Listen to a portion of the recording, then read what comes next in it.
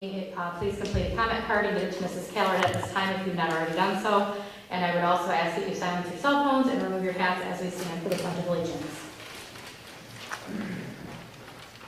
I pledge allegiance to the flag of the United States of America and to the republic for which it stands, one nation, under God, indivisible, with liberty and justice for all. All right, Mrs. Keller, can you do the roll call, please? Haney. Present. Hanson. Present. Maker. Present. Montague. Present. Murphy. Present. Reinerson. Present. And Lund. Present. I need a motion to adopt the agenda as presented. So moved. Support. It's been moved and seconded. All of those in favor? Aye. Opposed? Motion carries. All right, this evening, first up is our budget hearing for the year. So we will roll things out here and start things off with Mrs. Rush giving us our annual budget update.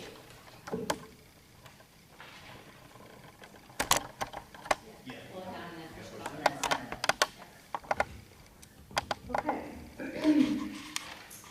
Okay. So the budget for school year 24-25.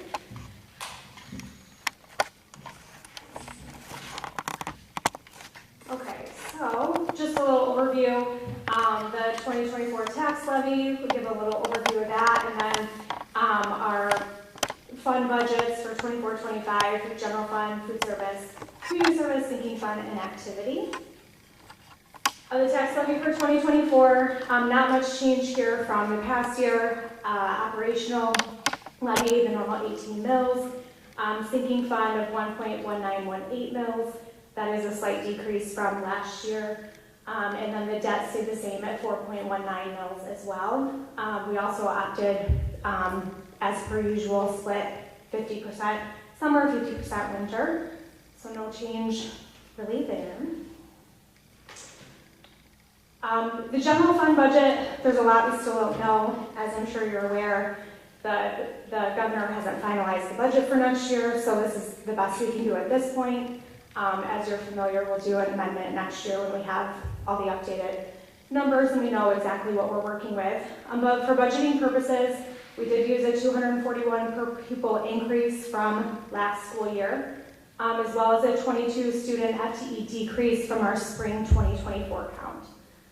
So that student count would be 2,338 students at a foundation allowance of 9,849 for a total of $23,031,000. And then it's split between our taxes and then our state aid payments. Revenues for the general fund. Local revenue is about 3.6 million, state 27.6. State includes out state aid as well as state grants. Federal revenue, and then the other revenue is our consortium revenue. So I will just draw your attention to, I know the board received the proposal major factors that impact the budget. So on the revenue side, like I said, the assumption of the foundation allowance increase, federal grants, we're going to have some carryover for our title monies, those kind of things. The major impacts, though, were the revenue losses, as I'm sure you're all well aware. The ESSER funds decreased, which this year was at just over 1 million, 1,077,000. So that revenue comes off for next year. There's also the state categoricals. We received this school year with an enrollment stabilization, a district transportation allowance, educator compensation, and then that 31.0 money offset for some of our psychologists, counselors, social workers. So the state allowances amounted to about $763,000 in revenue loss looking into next year. We could get it, we could not. So just for budgeting purposes, to be more conservative, we just removed those revenue streams for the next school year. Expenditures, broken down instructional services and our supporting services, all the projections that you saw on your proposal worksheet, note sheet. This does include the major expense, our LEA negotiated just as proposed, that is built into the budget. As discussed, as well as the contract increases for all the other admins and outstanding contracts that were up for renewal. There's also worth noting that our additional speech, social worker, psychologists are still fully staffed, so all those staffing positions that were funded with those ESSER dollars are still remaining on the books, but now they're funded by the general fund. We did increase the retirement rate from the current 31.34, we increased at 1.5% to 31.81. UAAL stayed the same. It does build in a healthcare increase of 3%, utilities of 2%, pretty standard, and we've left the special ed consortium numbers the same. Again, that's something we don't really know what we're dealing with until we get enrollment numbers, and we don't know who's in Fenton or Lake Fenton that might come over here, and so forth. This will change with the amendment, the transportation costs with the new contract. We don't have those final numbers, so the transportation costs are going to increase come amendment time. So just keep that on your radar as well. Okay, so our projected fund balance with our revenues and expenditures as presented. Revenues coming in about $33 million next year, expenditures $35 million, leaves us with a loss of about just over $2 million, which is, we've discussed this in previous meetings, so that should not come as a surprise.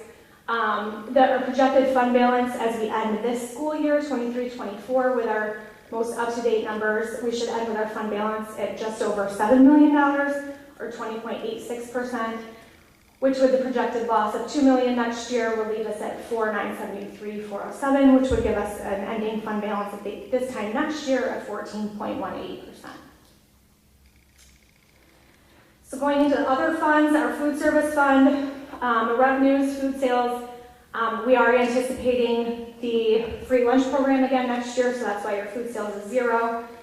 Catering also works in your a la carte sales, those kinds of things. The state and federal, those are the free lunch dollars there. So projected revenues of $1,331,000. And then on the expense side, we've got normal wages, benefits, supplies and equipment, miscellaneous. So if you're looking at next year, we're looking at a loss of about $326,819, which compared to this year, you might think, oh no, why are we losing so much more money? But that's actually in the plan. Our food service balance, we can't have an excess fund balance in our food service fund. So we're working on a spend down plan. We've had a spend down plan for the past couple of years, so we actually want that number to be negative. So that puts us at a fund balance at the end of next year of approximately $227,202.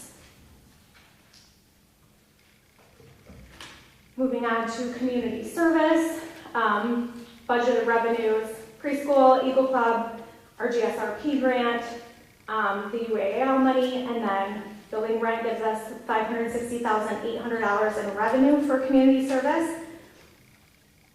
Expenditures, wages at $416,148, associated fringe benefits, supplies, building costs, and other miscellaneous expenses gives us our $731. So if we look, that puts us at a projected over expenditure next year of $170,761. Notable changes from this year would be our wage increase for all the Argentine employees of $1 per hour. That's built in, as well as the difference in director salary from this school year to this school year to that next school year with our GSRP additional director allowance for Aaron over at Argentine. So that's why you would see a difference there. In addition, next year, the Parents as Teachers grant does go away. So if you saw on the financials, you would see, I think it's about a $14,000 difference there as well. Sinking fund, tax estimate, a revenue of $1,157,538. Capital expenditures are estimated and include the fire alarm monitoring system, some improvements to the high school and the front plaza concrete, a new flagpole, new lighting and landscaping. There's also going to be upgrades at the middle school for a sidewalk right out here at the bus entrance, some miscellaneous repairs at Argentine, and updates to playground equipment. So that brings us to our sinking fund projected revenues next year of $959,488, which would add to our fund balance with an ending fund balance of $4,868,899. Okay, activity fund. Activity, just for budgeting purposes, revenues equal expenditures. We shouldn't be carrying a lot of balances in those activity funds rolling over. So those are just estimated in and outs for that fund. So if you carry over the fund balance from the end of this year, a projected ending fund balance of $415,628 leaves us a projected fund balance next year also of $415,628. That is all I have for the 24-25 budget proposal. Does anyone have any questions? Mr. Murphy, I see your hand up. Yep, thank you. Thank you, Mr. Rush, for the presentation. Go back to, I guess, slide 1. We talked about the number per student and the number of students. Correct. Is this sticking with our, I guess, slightly traditional conservative approach to budgeting at this point? As far as the 241, where did you get that one from? So the 241 is based on the three proposals that came out of the Senate, the House, and the governor's budget. I believe the 241 was the governor's number. It was one in the middle. Typically, historically, they lean towards very heavily on the governor's estimate. So we did use the 241. Okay, and then the 22 student decrease, what's the thought process on that one? So the 22 students is based on the spring count from 2024, which was 2360. So if we took the spring count of 2023, Right. and that our outgoing seniors this year, Yep. and our estimate of our incoming kindergartners, and that's where we landed. And I guess, refresh me, we lost how many seniors this year? Or they had graduated, I shouldn't say, we gonna lose them? 200 and... I believe the students that crossed the stage was 207. I think the count number, I believe, might have been 214. Yeah, we higher than used that, I on thought the it was. count. Yep. And so, what's our hope on kindergarten registrations right now? I mean, I know it's way far out, sort of. Well, actually, our hope is to get as many as we can. But what's our thought process right now? Do we have any kind of feeler for what's for... Last year was a bit low, wasn't it? Yes. Normal? And, you know, again, see all these new houses being built, and unfortunately, there just doesn't seem to be a lot of kids in them.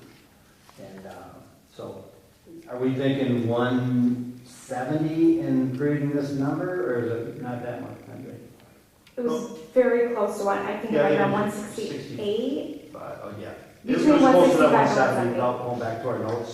Okay. You know, when we, as... So again, that should be a relatively conservative, I guess, estimate. I hope that 170 is conservative. I hope 185 is really low. Sure may help things out. So. Okay, so bottom line is we're not overextending our expectations here with these estimates. Okay, very good. Thank you. All right, Mr. Haney? Just real quick, clarification, there was a $309,000 line item for food service equipment. Do we have an idea of what that details? That was part of the spend down plan from last year. So are we getting new Everything. stoves, ovens, things like that? Yeah, pretty much everything's being replaced. Okay, that was my point of clarification, thank you. Greg mentioned that at one of the last meetings, but I don't remember exactly what he said about it, but he gave us details on that, so maybe we can ask him in his next update. Refrigerators. Yeah. Mhm. Any other questions for Mrs. Rush from the board? Okay, any questions for Mrs. Rush from the public? You don't have to register a public comment to ask a question during a budget hearing, so if you have questions, now's your chance. All right, seeing none then, thank you very much for the presentation and good information as always, and we will continue to move along here then. All right, up next on the agenda this evening is public comments. So do we have any registered public comments, Mrs. Keller? We do, we have one, and it's Katie Odell. All right, and just as a reminder for public comments, you are limited to 3 minutes, and your comments should be directed to the board president. Either myself or the superintendent will respond at or before the next board meeting if warranted. Good evening, my name is... You have to press the center. Okay, thank you. Good evening, my name is Katie Odell. I am here tonight to voice my concern for Linden Community Schools and hope that the board will take this information and feedback and give time and consideration to the best interests of students, teachers, and parents. I recently learned that beginning in fall of 2024, Central Elementary will no longer be housing a specified STEM program. Instead, art and science classes will attempt to integrate minor STEM components to their curriculum to continue to offer STEAM opportunities to students. I did reach out to Ms. Thomas to get an official statement on this recent development, and this was confirmed, but more information was shared that I also found more concerning. She mentioned a tech grant that is being utilized to support the STEM initiative in the district. After reading up on the grants and learning about the rigorous requirements, I have concerns about maintaining the funding as the new plan that she explained seems to fall short of the grant requirements. I find this a little concerning, especially as we go into the next school year. We're losing COVID funds soon as well. Another very concerning factor in this development is that it has apparently been planned and implemented with no information of it being brought to the board. After reading over the last 6 months worth of board meeting minutes, all I found was that on April 3rd, 2024, Ms. Thomas discussed curriculum reviews and purchases, but that would have seemed the perfect opportunity to share this new STEM plan with the board. I reached out to the board to see if the secretary had meeting minutes that perhaps gave more information on this, and she said that there was no STEM program change at Central that had been brought to the board to date. My greatest concern, however, is the lack of equality that this creates across the district.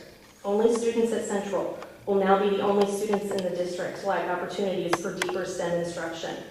Furthermore, their art curriculum, only adopted 1 year ago, will be watered down, as will their science curriculum adopted 2 years ago. Further issues of equality arise with the requirements on a select few teachers to now dissect and rework their curriculum and include elements of STEM that they don't have an officially adopted curriculum for. I worry that the board is currently seen as an optional stop for the addition or removal of programs and curriculums rather than the requirement. Parents currently take district communication at face value and trust that they would be made aware of such substantial changes so they could make informed decisions about what district to choose for their children. I ask that you would consider and address this so that parents can continue to feel that Linden Community Schools is a trustworthy district when choosing where to educate their children. Thank you.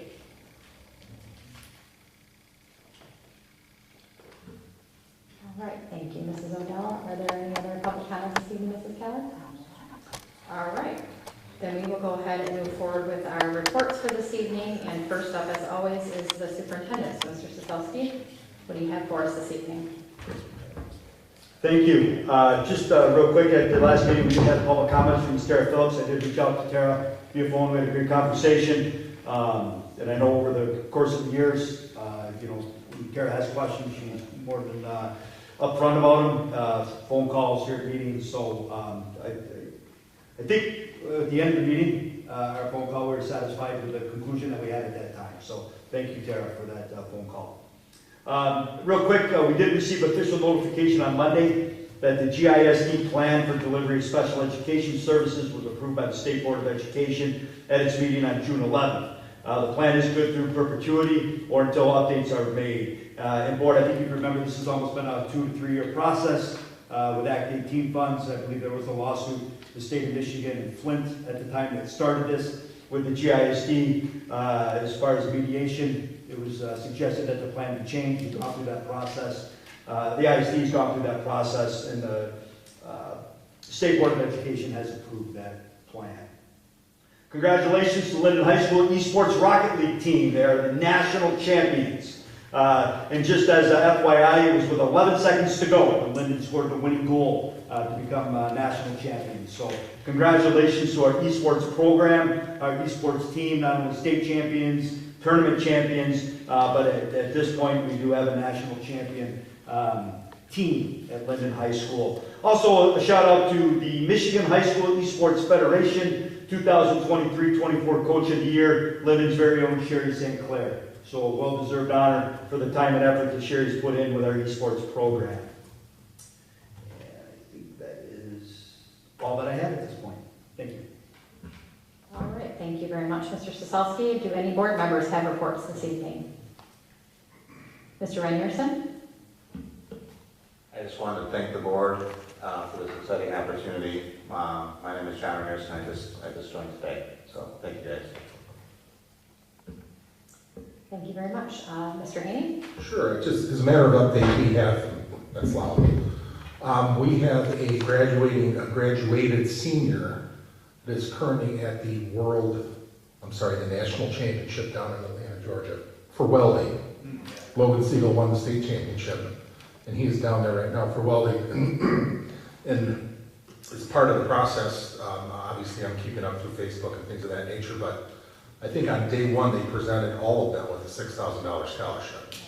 So, and this is a child who at this point is going to Ferris State, and I think he already has job opportunities that are already approaching 6 figures. So it's hard for a child to make that decision to stay educated versus going directly in the field, but he's getting a tremendous amount of attention for his welding skills. So I just wanted to make mention of that we send him well wishes with his competition this week down in Atlanta, Georgia. Thank you. All right, thank you, Mr. Haney. Mr. Baker? Thank you, Mrs. Luck. Excuse me. I did want to welcome Mr. Reinerson to the board. I also wanted to thank the 3 other candidates that showed their interest in being members of the board.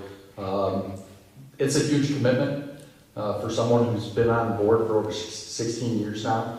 I know what the requirement is and the expectation, and that anybody would voluntarily put their hat in the ring to try to contribute to our district, to our community, and more importantly, our children and staff, means a great deal. So I just wanted to thank all of them, John for being selected, but also those others. It's one of those things you don't want to be in a position where you have an individual that you're reviewing.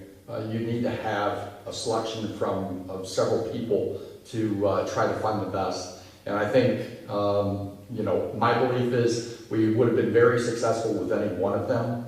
And I encourage those others that weren't selected to stay involved and seek future opportunities, either through the election or if other appointed positions come up. But it's what makes our community special is that caring and dedication to the community and our schools. And I appreciate their involvement and desire to serve. So that's all I have. Yes, Mr. Murphy. Thank you, Mrs. Luck. Yeah, just picking up on what everybody else has said about the candidates. I do appreciate their interest. We do need 7 members, and I thought we had 4 good ones tonight to only fill 1 seat. So, but there will be another. Well, this seat plus another will be up for election in November, and so there'll be another opportunity for the people to choose. So, again, congratulations, John, on being selected for at least the next 6 months or thereabouts. The other thing I want to say is the consent agenda comes up next, and I'll be voting against that because of the final exam parameters that are established in the handbook. I still feel like we're on the wrong track as a district, and so I can't approve a handbook that has those kind of parameters. So that's all for me. Thanks. All right, thank you, Mr. Murphy. Anybody else? I only have one thing this evening, and that is I have good news. If anybody was disappointed that we only had 1 board meeting in July, I have an opportunity for you. On Tuesday, July 30th at 5:30 p.m. is training at the GISD for the Collins of Blaha method for the superintendent evaluation, which we, all of us, 7, are required to do now due to the updates by law. So if we're able to take advantage of this July 30th at 5:30 opportunity at the GISD, it will ultimately save all of us another meeting and the district possibly a little money because we won't have to hire them to come in and do a separate training for us. So. And a light dinner, yeah. I wondered about that. I'm like, are they charging us for that? But it didn't say. So yes, so we can have food and training. And you get a second meeting in July. Can we negotiate a heavy dinner? You know what? If not, if you can, I'll leave it in. It's usually served or something. Yeah, so you can have however much dinner as you want, yeah. So anyway, we all, I think, got an email about that. Did everyone else get the email? Okay, good. I was wondering if it just went to board presidents or if it went to everyone, but, so if we could take a look at calendars sooner than later and let Mrs. Caller know if you can make it that night so we can RSVP, that would be awesome. And I guess I would just ask that if there, unless there's something completely unavoidable, it would be awesome if we could all attend that meeting that night, because that will save us in the long run, because again, we have to be trained on this by law, so thank you for that. All right, moving along, we don't have any administrative updates this evening, so we are on to the consent agenda, which includes minutes of our board work session from June 5th, minutes from our closed session meeting on June 5th, invoices for the month of May, the personnel summary sheet, and the parent-student handbook adoptions for 24-25, which includes the district K-12 student parent handbook and the Linden athletic handbook. It is the administrative recommendation to approve the consent agenda as presented. Do I have a motion? So moved. Support. It's been moved and supported to approve the consent agenda as presented. All of those in favor? Aye. Opposed? Nay. Motion carries. All right, we have a couple of action items this evening. First up, back to our budget information, we have the amendment of the 23-24 general fund, activity, food services, sinking fund, and community services budget. And that is, Tyler's got some more information here. I know we've all had this presentation and have had an opportunity to look at it, so I hope everyone has done so, and hopefully ask questions in advance if you have anything, but we'll give Mrs. Rush some time to go through this with us. And then due to the fact that this is an action item this evening, I would ask that if board members have questions, you hold off until we make a motion, and then we will have our discussion or ask questions after that, just for point of process. So go ahead, Mrs. Rush. Thank you. Okay, so our budget amendment for the school year 23-24, we're going to look at the original the original budget that was adopted last July 1st for the school year compared to our projections before the end of this school year. And as you know, these are will be audited numbers, so we won't have final numbers until after the audit in September, but these are our projections to end this school year. Our local revenues for the general fund were up $262,000 and some change. State revenues up $799,000. Federal revenues, and then that other revenue there, as I mentioned before, was a difference in just our special ed consortium revenue. So just to highlight, similarly to the 24-25 budget, your little cheat sheet for the grade factors impacting the budget. So these, I did my best to explain the differences there within each category. So the local differences, an increase in athletic gate sales, tax collections, a little bit of our interest in our account, the community education programs, those are all the programming that Deb Brindle does with our community ed, as well as the video production grant was a large chunk of that at $73,000, but there is an offsetting expense as well. So as you know, our grants have to come in, what comes in must come out. The state revenues, the per pupil, so based on the projection that Mrs. Dickey had presented at the end of last school year to propose the budget, the per pupil increased to $9,608, which was a difference of $24,000 in her estimate based on her student count and what she had built into that original budget. The 31O grant, a reduction in that as well. Mental health and safety and security grants accounted for a large decrease, about $257,000 decrease in revenue. A lot of that is carrying forward. It's just, again, grants in and out. So when you're looking at each individual piece, you know that there's an offsetting with grants offsetting on the other side, but it helps to explain that difference there.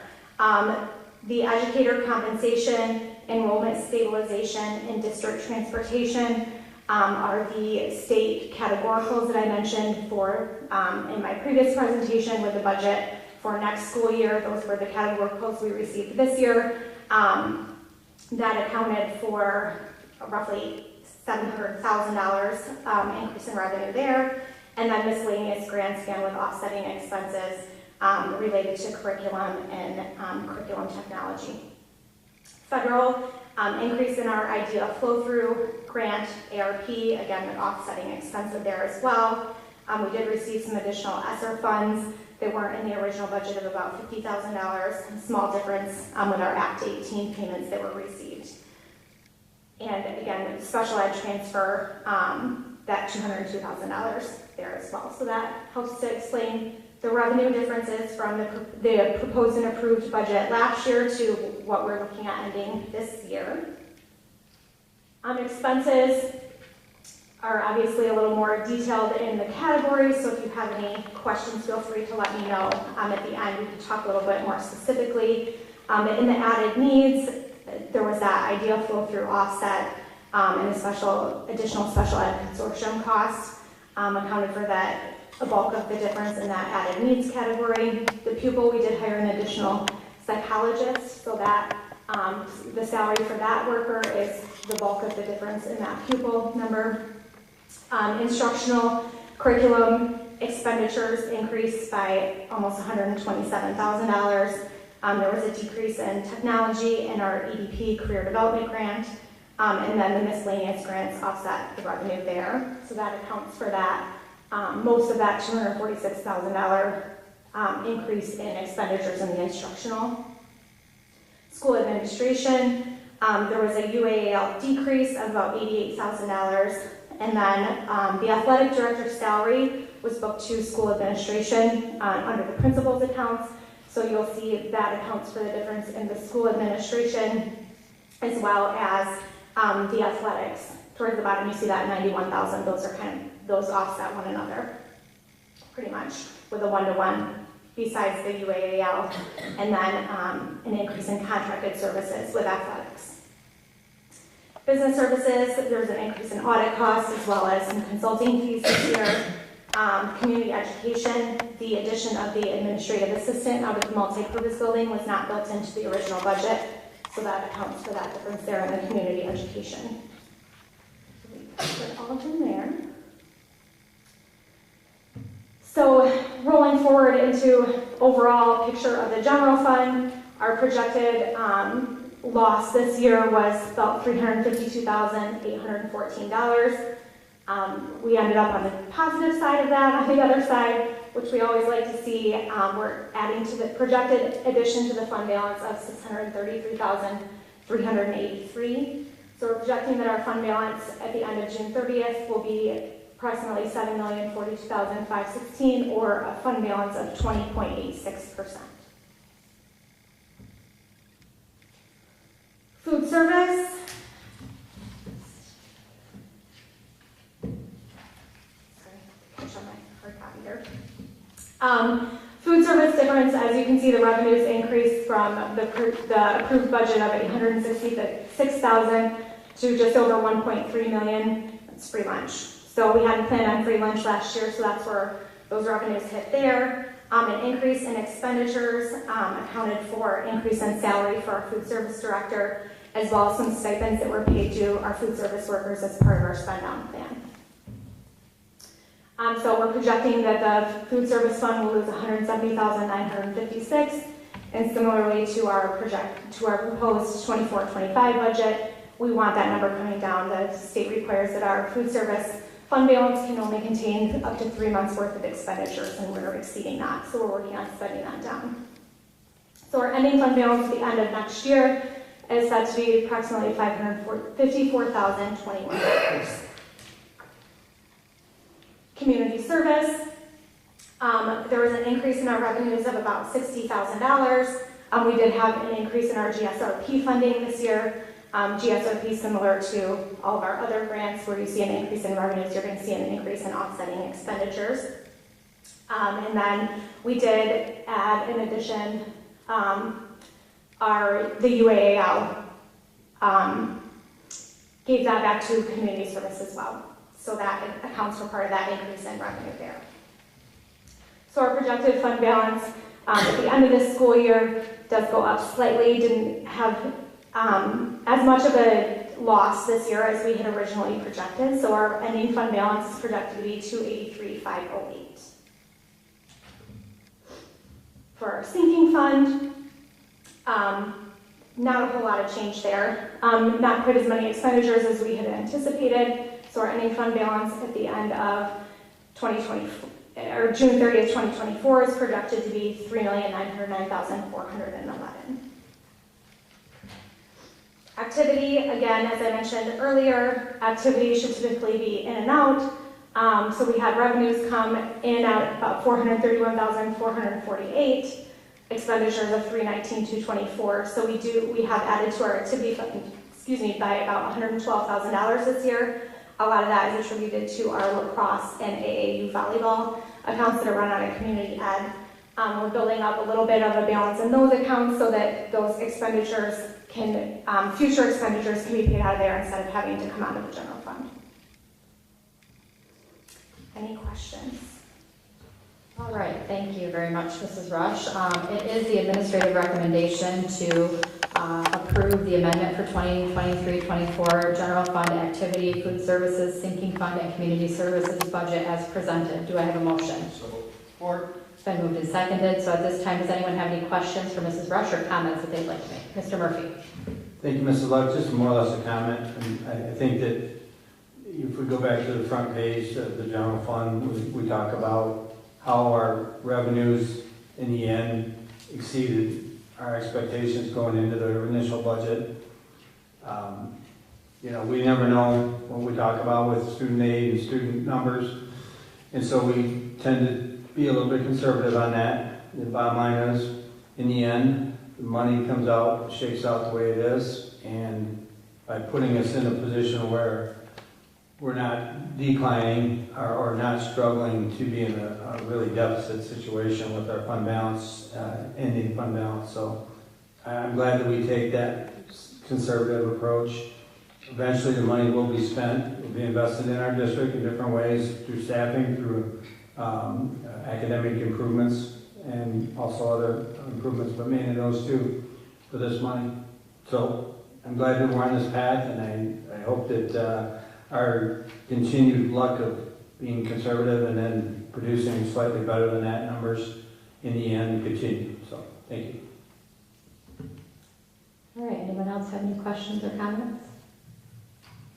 No, I guess I'd just like to mention, I guess to kind of echo Mr. Murphy's comments, it is nice to always have that more conservative approach, which is appreciated, so that in the end, usually it's better news than worse news, so that's always a good place to be in. But I also think it's worth mentioning that our administration in general does a very good job, I feel like, of being very fiscally responsible for our district and always being very transparent, trying to look for what not only is not necessarily the cheapest option, but what's best for students, what's best for our community. And then just kind of what came to my mind as well is, Mrs. Thomas presented to us back in March, I think, about a lot of the grants that she had written and received over this past year for curriculum and other things. And all of that is like above and beyond, and I think it should be recognized. So thank you all. I know this has been a first year for Mrs. Rush in this position, and it's kind of just taken on from where Mrs. Dickey left off, and using the same formula, but then also trying to make it your own as you move forward as well. So thank you for that, and providing us all with information that we can make sense of. I think the little cheat sheet, as we referred to it, with the factors that went into this was very helpful, for me at least. I'm sure for other board members as well, as we reviewed this information prior to this evening. So thank you very much for that, and thank you, Russ, as well, for keeping us all in the loop on all of that. So, all right, with that, it's been moved and supported to approve the amendment of the 2023-24 general fund activity, food services, sinking fund, and community services budget as presented. All of those in favor? Aye. Opposed? Motion carries. All right, up next is our to set the tax levy rates for 2024-2025, and this is based on information presented also by Mrs. Rush. The recommendation aligns with the Linden Community School Strategic Plan Goal number 4 in sustainability. So again, as previously mentioned, this is in line with how we've done things the last few years to do sort of the 50-50 split on tax levies. So it is the administrative recommendation to set those levy rates as presented. Do I have a motion? So moved. Support. Been moved and seconded. Any questions or comments? Okay, all those in favor? Aye. Opposed? Motion carries. Third action item for this evening is the adoption of the 2024-2025 General Fund Activity, Food Services, Sinking Fund, and Community Service budget as presented by Mrs. Rush earlier this evening. It is the administrative recommendation to adopt the 2024-25 General Fund Activity, Food Services, Sinking Fund, and Community Services budgets as presented. Do I have a motion? So moved. Support. It's been moved and seconded. Are there any follow-on or further questions or comments on this? Seeing none, all those in favor? Aye. Opposed? Motion carries. And thank you again, Mrs. Rush, for being here this evening and presenting all this information to us both in advance and at the meeting this evening. All right, we have another couple more action items this evening. Up next is the ELD 2 course for identified EL students in grades 9 through 12. And Mr. Soselsky brought this to us last year as the GISD was doing this as a pilot for English language development student needs.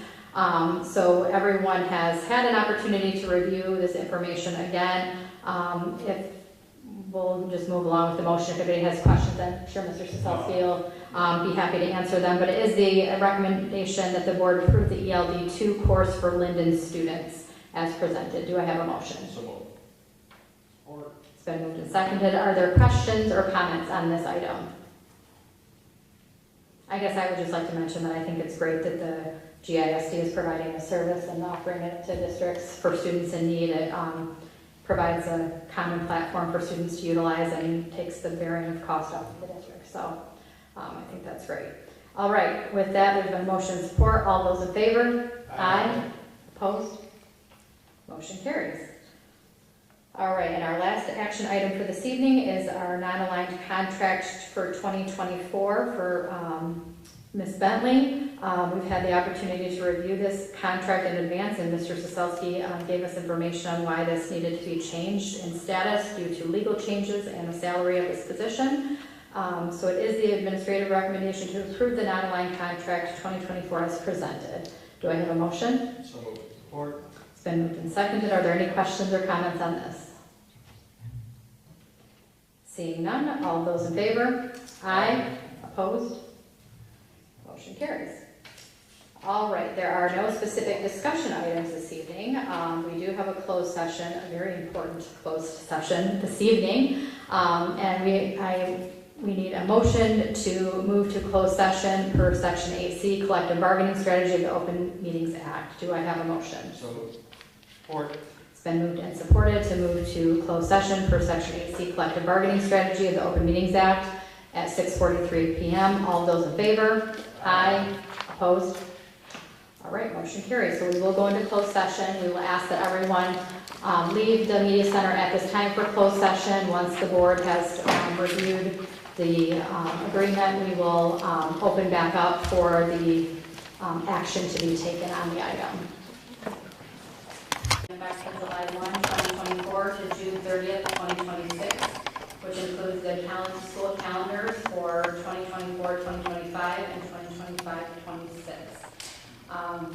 It's been mentioned and discussed that we are all very appreciative of the work and collaboration that's gone on with this, and we believe that this is hopefully a win-win collaborative effort. It is their administrative recommendation to approve the LEA contract as presented. Do I have a motion? So moved. Support. Been moved and seconded. Mr. Murphy? Thank you, Mrs. Black. As some people may know, my daughter is a staff member here at Linden, and because of that privilege, I'm not allowed to discuss, I'm not allowed to vote on staff contracts. I hope to get at least the discussion part changed, because the law does not dictate that that has to be that way. The voting part is covered by law where I can't vote, so let everybody know I will not be voting on this contract, and just because I can't. So, thank you. Thank you, Mr. Murphy. So it has been moved and supported to approve the Linden Educational Association Agreement for July 1st, 2024 through June 30th, 2026 as presented. All those in favor? Aye. Opposed? Motion carries. I also had a special note here that there was a quick request by Dr. Bethany George to address the board after this item. So Dr. George, you may have a moment. Yeah, let's not talk about the grammatical and formatting changes, but go ahead, you say your piece first. You guys talked about that? I turned the microphone on, and tried to talk really loud. Well, a side note, when I became president this year, it drove me a little crazy to read the contract, so I apologize to anyone who had to look at the document, but I'm so excited because it's much improved, so I'm very grateful. But no, I just wanted to take a minute to formally and publicly thank the board for your support of and investment in our teachers. We really appreciate it. And I would especially like to thank Russ, Nate, and Cheryl for a professional, respectful, collaborative, very positive experience. We really appreciate them and their partnership, and we wish Nate the best of luck. We will miss him quite a bit, and I just wanted to thank my bargaining team. Some of them are here, and just hope that everyone has a great summer. And we look forward to a great, successful year of learning next year. So thank you very much. Thank you very much. Yes, and I kind of already said it as well, but just to echo some of those sentiments, like as a board, we really appreciate the open and transparent communication that has gone on between the LEA and the administration, then the administration to the board. Has made the process very amicable, and we very much appreciate that as a board as well. So, and we're glad that we were able to support maybe a larger increase than initially thought for the teachers as well. So we're glad we were able to do that. All right, with that, we had a lot of very important items this evening, but got through it all fairly quickly, which gives me good hope for all of us. So with that, at 7:10, we'll stand adjourned.